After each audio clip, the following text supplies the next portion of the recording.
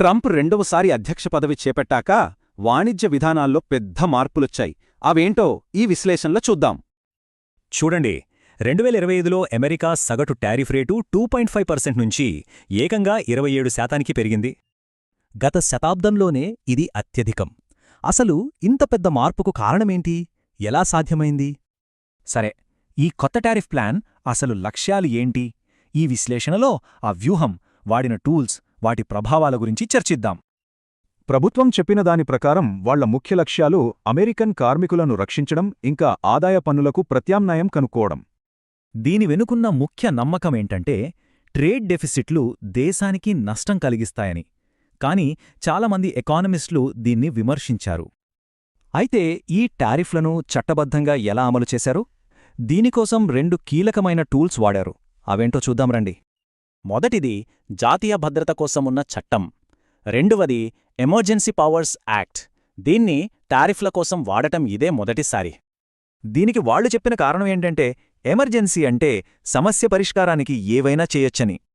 ఈ చర్యపై చాలామంది కోర్టుకెళ్లారు. ఆ కేసులన్నీ కలిపి ఇప్పుడు సుప్రీంకోర్టు ముందు విచారణలో ఉన్నాయి. ఈ చట్టపరమైన టూల్స్తో కొన్ని నాటకీయ పరిణామాలు జరిగాయి. దీనికి లిబరేషన్ డే అని పేరు పెట్టారు. అసలు కథ ఇక్కడే మొదలైంది. ఈ టైంలైన్ చూడండి. ముందు ప్రకటన, వెంటనే మార్కెట్లు క్రాష్, తర్వాత కాస్త విరామమిచ్చి చివరికి అమలు చేశారు. ఈ కొత్త టారిఫ్లను రెసిప్రోకల్ ఫార్ములాతో లెక్కించారు. అంటే 2 దేశాల మధ్య వాణిజ్య లోటు ఆధారంగా అన్నమాట. అయితే ఎకానమిస్టులు ఈ ఫార్ములాను చాలా సింపుల్గా ఉందని, తమ పరిశోధనను తప్పుగా వాడుకున్నారని విమర్శించారు. తర్వాత కొన్ని టారిఫ్లపై వెనక్కి తగ్గడంతో ట్రంప్ ఎప్పుడు వెనక్కి తగ్గుతారు అనే మాట ప్రచారంలోకి వచ్చింది. మార్కెట్లు కూడా కోలుకున్నాయి. సరే, మరి ఈ పాలసీ వల్ల చివరికి ఏమైంది? ఆర్థిక వ్యవస్థపై దాని ప్రభావాలను ఒకసారి చూద్దాం. ఖర్చులు పెరిగాయి, కంపెనీల దివాళాలు పెరిగాయి, ఉద్యోగాల వృద్ధి కూడా తగ్గింది. కానీ అమెరికా జీడీపీ వృద్ధి మాత్రం కొనసాగింది. గోల్డ్మెన్ సాచ్ అంచనా ప్రకారం ఈ టారిఫ్ల భారం చాలా వరకు అమెరికన్ వ్యాపారాలు, వినియోగదారులపైనే పడింది.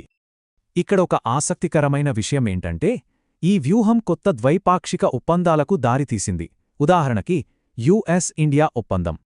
ఈ ఒప్పందం తర్వాత భారత వస్తువులపై అమెరికా టారిఫ్లు 50% నుంచి 18%కి తగ్గాయి.